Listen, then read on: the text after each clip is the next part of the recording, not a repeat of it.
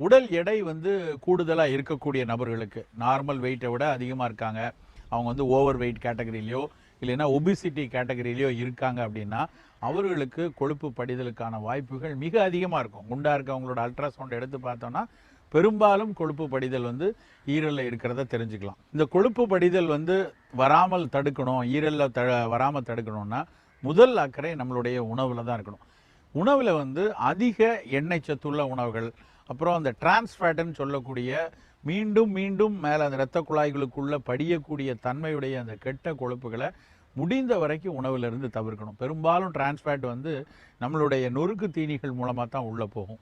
ஒரு பொருளை, ஒரு மாவு பண்டங்களை வந்து இப்போ நம்ம முறுக்கு சுடுறோம், சீடை சுடுறோம், இல்லைன்னா வந்து ரொம்ப பஜ்ஜி வடை இந்த மாதிரி விஷயங்களை வந்து மீண்டும் மீண்டும் ஒரே எண்ணெயில் முதல்ல கொஞ்சம் பொரிச்சிட்டு அதுக்கப்புறம் அந்த எண்ணெயை மீண்டும் வச்சுருந்து திரும்பவும் அதில் வந்து வேறு ஏதாவது அப்பளம் சுட்டு எடுக்கிறது, இந்த மாதிரி பண்ணும் பொழுது இந்த கொழுப்பு, கெட்ட கொழுப்பு வர்றதுக்கான வாய்ப்புகள் அதிகம். அதுலேயும் கூடுதலாக பார்த்தீங்கன்னா இந்த வனஸ்பதி மாதிரியான விஷயங்களை, டால்டான்னு சொல்கிறோம் இல்லையா, அந்த டால்டா வனஸ்பதி மாதிரி விஷயங்களில் ஒரு உணவுகளை செய்து பெரும்பாலும் வந்து அந்த கொழுப்பு வந்து விலை குறைவாக கிடைக்கிறதுனால பல ஹோட்டல்களில் அந்த வனஸ்பதி தான் பயன்படுத்துவாங்க. அந்த வனஸ்பதியில் நம்ம சுட்டு எடுக்கக்கூடிய, பொரித்து எடுக்கக்கூடிய பொருளில் வந்து அந்த ஆயில் அப்போ வந்து ஹைட்ரஜனேட்டட் ஆகிறதுனால அதில் கெட்ட கொழுப்புகள் வந்து மிக அதிகமாகும்.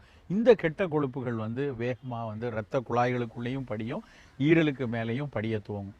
இப்படி படிஞ்சு வரக்கூடிய விஷயம் வந்து உடனடியாக அதாவது மாத்திரையை போட்டு கரைச்சிட முடியாது. இப்போ சார் எனக்கு வந்து கெட்ட கொழுப்பு வந்து நிறைய படிஞ்சிருக்கு, ஈரலில் வந்து கொழுப்பு படிஞ்சிருக்கு, ஏதாவது ஒரு மாத்திரை கொடுங்க அந்த கொழுப்பெல்லாம் கரைச்சிடலாம் அப்படின்னு பார்த்தீங்கன்னா வெறும் மாத்திரைகளில் கரையக்கூடிய ஒரு விஷயம் இல்லை. என்ன செய்யணும்னா முதல்ல உணவில் அக்கறை எடுத்துக்கொள்ளணும். அதுக்கப்புறம் அதிகபட்ச உடல் பயிற்சி வேணும். ஃபேட்டி லிவரை மாற்றணும் அப்படின்னா நம்மளுடைய பயிற்சி ரொம்ப ரொம்ப முக்கியம். தினம் ஒரு 45 நிமிஷமாவது நல்ல வேக நடை வைத்து கொள்வது, நல்ல உடல் பயிற்சி செய்கிறது, ஆசனங்கள் செய்கிறது ரொம்ப ரொம்ப முக்கியம். இது செய்து கொண்டு வரும்போது அதிகமாக மீண்டும் கொழுப்பு படிதல் வந்து குறைய ஆரம்பிக்கும். உணவில் என்ன மாதிரி அக்கறைகள் எடுத்துக்கொள்ளலாம் அப்படின்னு பார்த்தீங்கன்னா, முதல்ல இன்னைக்கு ரொம்ப நிறைய ஆய்வுகள் பண்ணி சொல்லக்கூடிய ஒரு விஷயம் வந்து வெந்தயம். வெந்தயம் வந்து முன்னாடி என்ன நினச்சாங்க அப்படின்னா அது ஒரு நல்ல மனமூட்டின்னு நினச்சாங்க. அதுக்கப்புறம் என்ன நினைக்க ஆரம்பிச்சாங்கன்னா இதில் நிறைய நார் பொருட்கள் இருக்குது, அது சாப்பிட்டா மலம் நல்லா கழியும் அப்படின்னாங்க. சீன மருத்துவத்தில் வெந்தயம் வந்து ஒரு காமத்தை உருவாக்கக்கூடிய ஒரு பொருள், அதனால் ஆண்மை பெருக்கியாக பயன்படுத்துகிறாங்க. அதனால் அது நிறைய ஒரு அஃப்ரோடயாசிக் பொருளாக வந்து நிறைய பயன்பட்டு வந்துச்சு. அதுக்கப்புறம் வெந்தயத்தை என்ன கண்டுபிடிச்சாங்க அப்படின்னா அதில் நிறைய ஃபைபர் இருக்குது, அதுலேயும் குறிப்பாக வந்து சாலிபிள் ஃபைபர், கரையும் நார்கள் இருக்குது, அது வந்து ரத்தத்தில் கொழுப்பு படிகிறத தடுக்கும் அப்படின்னாங்க. ஆனால் ஒன்றுனா எல்லா விஷயங்களையும் ஆய்ந்து பார்க்கும்போது பார்த்தா வெந்தயம் மாதிரி ஒரு அற்புதமான ஒரு பொருள் வேறு எதுவும் கிடையாது. அதில் அவ்வளவு இப்போ நம்ம சொன்ன அத்தனை விஷயங்களும் வெந்தயத்தில் இருக்குது. குறிப்பாக ரத்தத்தில் உள்ள கொழுப்பை கரைக்கிறதுக்கும் ஈரலில் மேலே படிஞ்சிருக்க கொழுப்பை கரைக்கிறதுக்கும் வெந்தயம் அவ்வளவு நல்லா பயன்படும். வெந்தயத்தினுடைய கரையும் நார்கள், அந்த சாலிபிள் ஃபைபர் வந்து இந்த கொழுப்பை கரைப்பதில் பயனாகுதுன்னு நிறைய ஆய்வுகள் பல நாடுகளில் நடத்தி சொல்லிக்கிட்டே வராங்க. அதை நம்ம தினம் எடுத்துக்கொள்ளணும். இந்த வெந்தய விஷயத்தில் ரொம்ப முக்கியமாக சொல்ல வேண்டியது என்னென்னா, பலரும் வெந்தயத்தை ஊற வச்சு நான் சாப்பிட்றேன், காலையில் ஒரு ஸ்பூன் போட்டு ராத்திரி ஒரு ஸ்பூன் போட்டு வச்சுருவேன் டாக்டர், காலையில் எழுந்து அந்த நல்லா தண்ணி ஊறினதுக்கப்புறம் எடுத்து சாப்பிடுவேமாங்க. சில பேர் ஸ்ப்ரவுட் பண்ணி, நான் வெந்தயத்தை ஸ்ப்ரவுட் பண்ணி சாப்பிட்றேன் அப்படின்னு. ஆக்சுவலாக அது அவசியம் இல்லை. இன்ஃபேக்ட் சொல்லப்போனால் நிறையா வந்து இந்த மாதிரி ஊற வைக்கும்போது அதனுடைய கரையும் நார்களில் உள்ள செயின் வந்து உடையத்தான் செய்யும். அப்போ வந்து அந்த கரையும் நாரின் பயன் வந்து குறையத்தான் செய்யும். வெந்தயம் முழுமையாக பயன்படணும்னா அப்படியே அதை சவைச்சு சாப்பிடணும், இல்லைன்னா அதை வறுத்து பொடி பண்ணி வச்சுக்கிட்டு ஒரு அரை ஸ்பூன் வந்து காலையிலையும் சாயந்தரமும் சாப்பிட்டாதான் முழு பயன் கிடைக்கும்.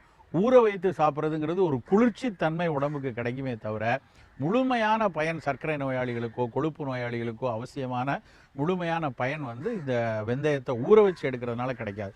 அதனால் அப்படியே பொடி செஞ்சு சாப்பிட்டுக்கணும். இன்னொரு விஷயம், இந்த இரத்த கொழுப்பு கூடுறதும் சரி, ஈரலில் கொழுப்பு படிகிறதையும் குறைக்கணும் அப்படின்னா நம்ம வந்து உணவில் நிறைய சின்ன வெங்காயத்தையும் வெள்ளை பூண்டையும் பயன்படுத்தணும். வெங்காயத்தில் சின்ன வெங்காயம் பெரிய வெங்காயம் ரெண்டு பிரித்து பார்த்தோம்னா சிறிய வெங்காயம் தான் மிகப்பெரிய பலன்கள் கொடுக்குறது. இந்த வெங்காயத்தை வேக வைக்காமல் தயிர் பச்சடி மாதிரி சின்னதாக கட் பண்ணி காலையில் சப்பாத்திக்கோ இல்லைன்னா தோசைக்கு எதுக்குனாலும் பச்சடியாக நம்ம அப்படியே சாப்பிட்லாம், நேராக பச்சை வெங்காயமாக இருக்கிறத.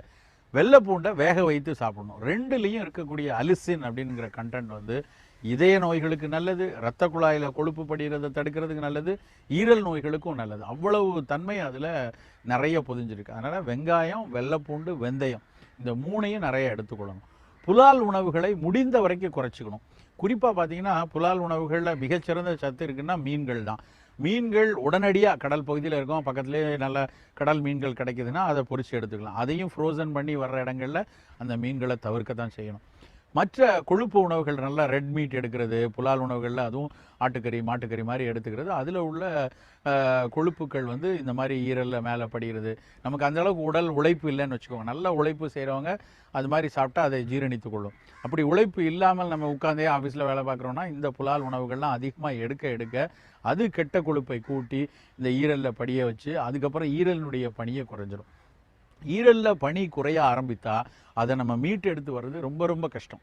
அதுவும் குறிப்பாக வந்து இந்த கொழுப்பு படிதல் துவங்கி ஈரல் சுருக்கங்கள் ஏற்பட ஆரம்பிச்சிருச்சு, அதனுடைய ஹெப்படோசைட்ஸ் வந்து கொஞ்சம் கொஞ்சமாக மாற ஆரம்பிச்சிருச்சு அப்படின்னா இரத்தத்தினுடைய தட்டுக்கள், பிளேட்லெட்டுன்னு சொல்லுவாங்க, த்ராம்போசைட்ஸ்ன்னு சொல்லுவாங்க, அந்த இரத்த தட்டுக்கள் குறைய ஆரம்பிச்சிடும். இரத்த தட்டுக்கள் குறைஞ்சிருச்சுன்னா பல நோய்களுக்கு அது வழிவகுக்க ஆரம்பிச்சிடும். உள்ளுக்குள்ளேயே இரத்த கசிவு ஏற்படுறது, மூளையில் இரத்த கசிவு ஏற்படுறதெல்லாம் அந்த பிளேட்லெட் குறையிறதுனால வரக்கூடிய ஒரு பிரச்சனை. அது தவிர நம்மளுடைய செரிமணத்துக்கும் இந்த ஈரல் வந்து ரொம்ப முக்கியம். நிறைய பேர் நினைக்கிறோம் பித்தப்பையில் தான் வந்து பித்தம் வருதுன்னு. ஆக்சுவலாக பித்தப்பை வந்து ஈரல் சுரக்கக்கூடிய பித்தத்தை சேமித்து வைக்கக்கூடிய ஒரு பொருள். அப்போ ஈரல் சரியாக வேலை செய்யலைன்னா பித்தப்பை சுரக்காது, பித்தம் சுரக்கலை அப்படின்னா கொழுப்பு சரியாக ஜீரணிக்கப்படாது, அது பல பிரச்சனைகளை கொண்டு வந்து விடும். என்ன பண்ணணும்? நமக்கு வந்து இது மாதிரி கொழுப்பு படிய ஆரம்பிச்சிருச்சுன்னா மிகச்சிறந்த மூலிகைகள் அப்படின்னு எடுத்திங்கன்னா கரிசலாங்கண்ணியும் கீழாநெல்லியும். இன்ஃபேக்ட் சொல்லப்போனால் இத்தனை காலம் வந்து பல அறிவியல் விஷயங்கள் வந்தப்புறமும் இந்த இயற்கை மருத்துவங்கள் மீது தொடர்ச்சியான ஒரு பார்வை மக்கள்கிட்ட இருந்ததுக்கு முக்கியமான மூலிகைகளில் 2 சொல்லணும்னா, ஒன்று கரிசலாங்கண்ணி கீரையை சொல்லலாம், இன்னொன்று கீழாநெல்லியை சொல்லலாம். இந்த 2 கீரையுமே, கரிசாலையும் கீழாநெல்லி 2மே இந்த கொழுப்பு படிதல் உள்ள ஈரல் நோய்களுக்கு மிகச்சிறந்த மூலிகை. கரிசலாங்கண்ணி சாறை அப்படியே சாப்பிடலாம், கரிசலாங்கண்ணி கீரையாக சமைத்து சாப்பிடலாம். அந்த அளவுக்கு அது ஈரலை பாதுகாத்து ஈரல் மேலே உள்ள கொழுப்பு படிதலை நீக்கும். இன்னொன்று கீழாநெல்லியும் வந்து நிறைய பேர் நினைக்கிறாங்க கீழாநெல்லினா ஒன்லி காமாலைக்கு கொடுக்கக்கூடிய விஷயம்னு. காமாலை கிருமிகளுக்கு எதிராக எந்த அளவுக்கு பணிபுரிதோ அதே அளவுக்கு ஈரலை பாதுகாப்பதற்கும் கீழாநெல்லி கீரை நல்லா பயன்படுது. அந்த கீழாநெல்லியும் கரிசலாங்கண்ணியும் உணவில் நம்ம அவ்வப்போது எடுத்துக்கொள்வது, இல்லை கற்ப முறையில் அதை காலையில் வெறும் வயிற்றில் வந்து கீழாநெல்லியை வந்து நல்லா அரைச்சி மோரில் எடுத்துக்கிறது, கரிசலாங்கண்ணியை வந்து கற்பமாக எடுத்துக்கொள்வது, இதெல்லாம் ஈரலில் கொழுப்பு படிதலை தடுக்கும். ஈரலில் கொழுப்பு படிதலை தடுப்பது கொஞ்சம் கடினமான காரியம்தான். வந்ததுக்கப்புறம் ஈரலை பாதுகாக்கிறது கொஞ்சம் கடினமான காரியம்தான். வராமல் தடுப்பதுக்கு தான் நம்ம முடிந்த வரைக்கும் வாழ்வியலில் உணவில் அக்கறையோடு இருக்க வேண்டும்.